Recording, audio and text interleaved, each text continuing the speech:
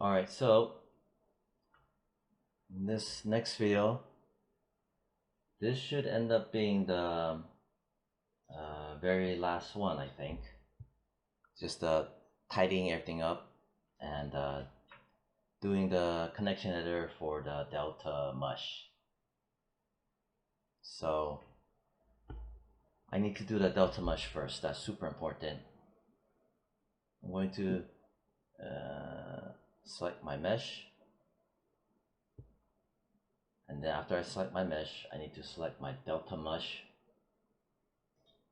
because basically, like I showed in the other tutorials, I need to dynamically link the magical properties of the Delta Mush's scale, right, to the global control to its scale.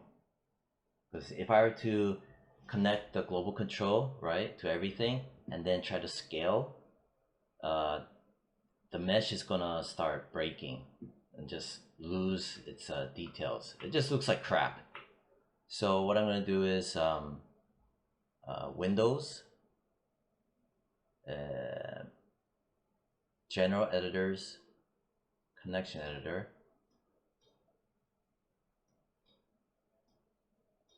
and I'm gonna grab my mesh, Delta Mush, right? Make sure to click on the Delta Mush. I'm gonna load left. Make sure for your left display, show inputs, right? Usually you want to have show hidden as well. Show inputs, show hidden. Right, and there's my scale. Then I'm gonna select my global controller, reload right. On the right, show readable, show hidden. If you notice, if I try to select this on a scale for my Delta Mush, I can't touch it. You can, by the way, I have it set to and from. I prefer doing this. So I click on the global control, its scale, right? And also scale the Delta Mush. Okay. If your global controller, right, if you see a yellow here, that means you did it wrong. You have to undo. Make sure you have to and from, inputs and outputs, Delta Mush, global control, close. So what that did was basically, if I grab the mesh, if I click on my Delta Mush inputs, what the hell? Hold on. Alright, so I don't know what the hell happened. It didn't do it. So inputs, I got Delta Mush, and then outputs, grab my global controller, reload right. I'm gonna click on that for my global controller, its scale. I'm gonna also click on this. And once I did that, you may have not noticed, but my global controller, I have outputs now, and it has a Delta Mush, and underneath that I have it highlighted yellow, which means that it has a connection editor link to it for my global controller. So if it didn't happen once, you know, just do it again with these exact settings, right? Close.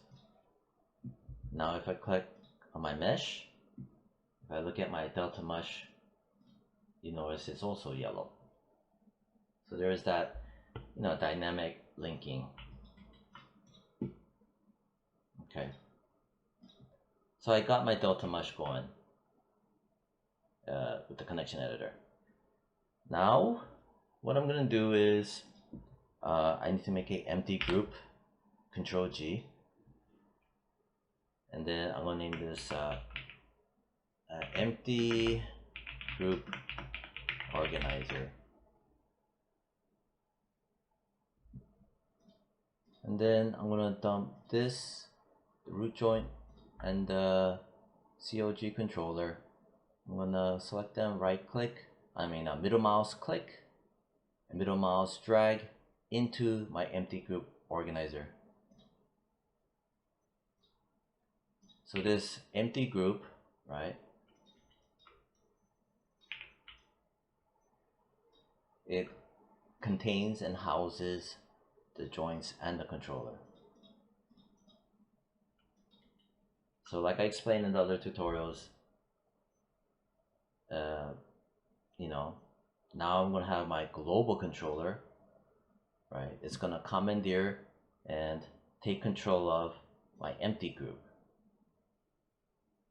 And inside of my empty group has my root joint and my center of gravity. So I grab my global controller, I shift select my empty group organizer. You notice here, empty group organizer is what is showing, and this will help you to make sure that's the right one selected for constraints. I'm gonna go parent constraint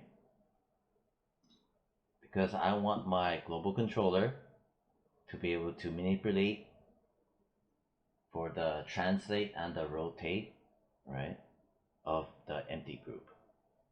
But I also want my global controller to be able to scale everything inside the empty group organizer. So with it still selected, the empty group organizer, I'm going to do a scale constraint. Pop. There you go. Now, since I have my delta mush connection linkage, right, I can, ew, bad. Okay, maybe that was too soon. What I'm gonna do is Control G, right? I'm gonna make my I, or letter I main group.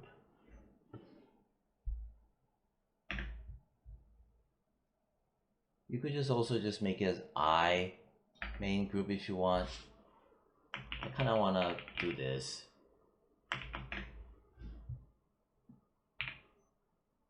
Okay, then from there, I'm gonna dump all of this into here.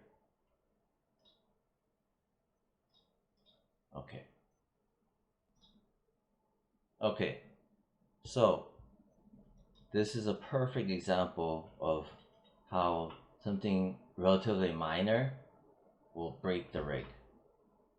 If you notice, even with everything done correctly, it's it's messed up. So for example, yeah, it's messed up. What happened was that, so this happened a couple of times before. When I tested out the, if you rewind the video, you'll notice where, I don't know, several minutes ago, I had either accidentally or I had tested out scaling of the delta mush, and then I undid it. That broke it, literally, that broke it. Maybe I was like, what, 7 minutes ago? You'll notice, if you saw me scale it for the first time, that's when it broke. So I was supposed to have not scaled it at all, like completely leave it alone. That's when it broke. So unfortunately, right, no matter what I do, I have to literally go back. Because if I try to go and, for example, undo a whole bunch of stuff, right, and say undo, right? The fact that I still had what do you call it, done that scaling for the testing, after that point it was game over. So for example, I'll go to empty group, right? I'll undo to that point, right? I'm gonna undo some more. I think I'm gonna go to the point where before I even had this connection editor. Let's see if that'll salvage it. The chances are it won't. I'm just double checking. Right, so at this point, this is before the connection editor. So I'm gonna try to undo a whole lot. You know, it's good for me to show this. I don't know if anyone's gonna be watching this, but yeah. So I went to the point where just before locking out this thing. So I undoed a whole bunch of stuff. The double-sided. This part, I'm gonna lock it. Alright. Center of gravity. Right, I'm gonna lock it. Okay. Again, I did this to see if I can salvage it. And this is just before I had scaled it. Maybe it might work, maybe it might not. Chances are I'm gonna have to delete all the constraints as well, because this happened a couple of times when I was just doing some, you know, relatively non-destructive things like scaling it to test out the connection editor. I should mention this, which I did in class. Anyway, so from here, let's test it out. So I undid a whole bunch of stuff, right? And then from there, what I'm going to do is global control, okay, center of gravity, all these other guys, right? This, right? Okay, good, good. Now what I'm going to do is, all right,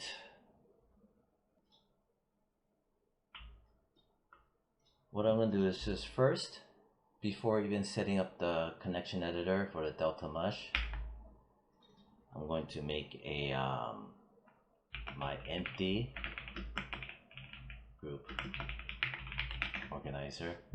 I'm going to grab this and this. I'm going to dump it into the empty group organizer, like how I did it previously. And then I'm going to go and do a Control G. I'm going to make a letter I, main group. I'm going to, basically what I'm doing is organizing it first.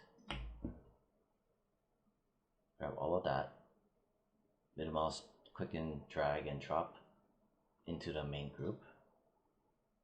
Crack open the main group. Crack open the empty group organizer, just so I can see. Let me just double check. I have constraints.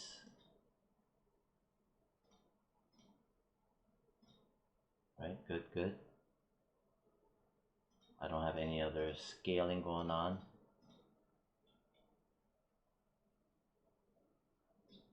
Okay, good.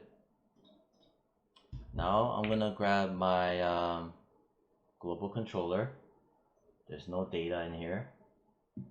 Then I'm gonna select my empty group organizer,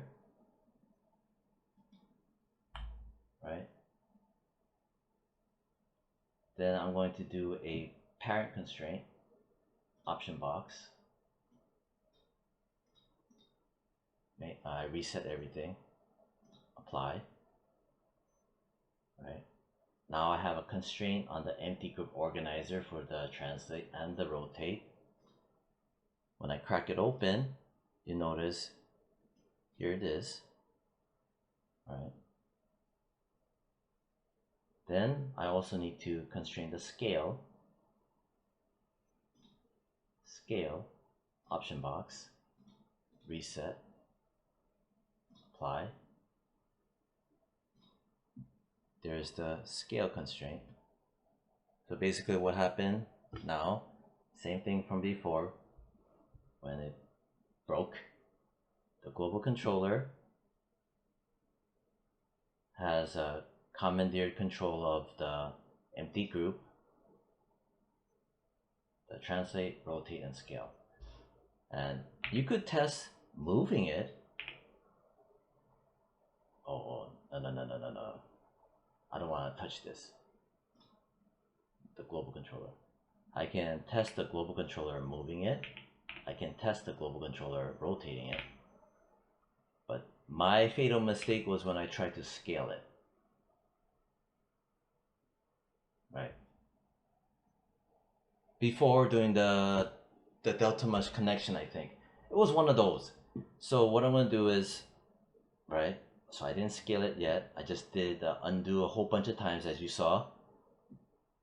I'm going to grab, now I'm going to do the Delta Mush connection editor. So I'm going to Window, General Editors, Connection Editor, right? I'm going to select the mesh, select the Delta Mush. With that Delta Mush selected, I'm going to load it into my connection editor in the left column. Reload left. I have show hidden, show readable, show hidden. Then for the right side, I'm going to select the global controller, reload right. I'm going to click here, then I'm going to click here. Huh. Why don't you let me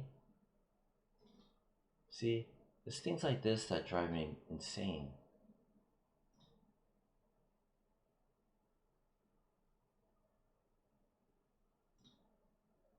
Okay. Oh, I have this lock. Whoa. Oh, wait. No, this is correct. Fine, I'm gonna grab this again. Delta Mush, I'm gonna load. I'm gonna do show. It's one of these. Okay, so I clicked on show non-keyable. Okay, I'm gonna grab that again for the global. It's scale. Okay, there you go. All right. So now, so what I did was, geez, show non-keyable, show hidden. Okay, that's where Delta Mush close. All right, see it's yellow for the mesh. The letter I mesh, yellow. Delta Mush for the scale. This one for the controller, global controller, Delta Mush, yellow.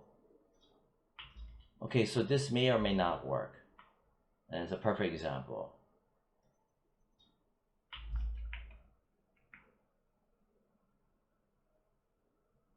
Oh. Okay, good. Oh no, look, now it works. Now it works. Got lucky on that one. So basically what I did was as you saw, I undoed like a whole bunch of stuff, hoping that, you know, going backwards in my actions before where I scaled it, when I scaled it to test it out. And then to the point where I was at the stage of locking out this controller. And then from there, I restarted and worked out from there. It seemed to have tricked Maya into believing that I never tested the scale. See, now it scales perfect. Good. The only time for sure it won't work if you save it out and reopen it during that glitch. Otherwise, you would have to delete all the constraints and then start from there. And you'd have to delete the history for the mesh to wipe out the delta mush, the skin cluster. You'd have to unbind it and delete history. This is why I save so many of those incremental saves. Jeez, man, it's 20 minutes. Alright, so that's everything. So I can, ooh, yeah, the other thing too, I want to lock out the group. This cannot be animated. And, you know, other rigging tutorials from much better rigging technical artists than me, they call this do not touch group, literally, because you don't want to go inside and touch anything in there. That's why for me I locked it out. Only thing you can change is the visibility to turn it on and off. But now I can move, I can place it like way here, down here. For my global, I can grab my center of gravity. Center of gravity. I can move. I can rotate it. I can rotate this. I can place this. I can scale it. My global, it'll be fine. Right, nothing's broken. But I cannot scale the center of gravity. So all of this was to prevent catastrophic failure. Never, never, never, ever touch anything that's in blue.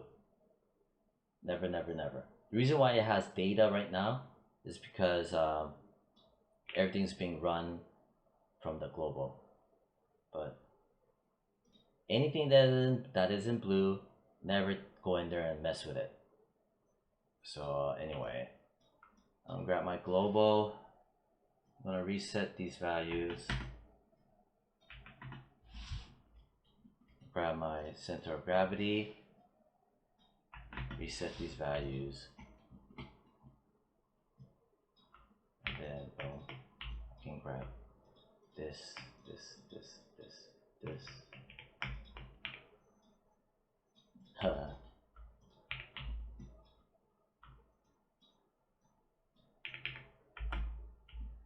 And I can go Control Shift right click, object mode for the move, and do this.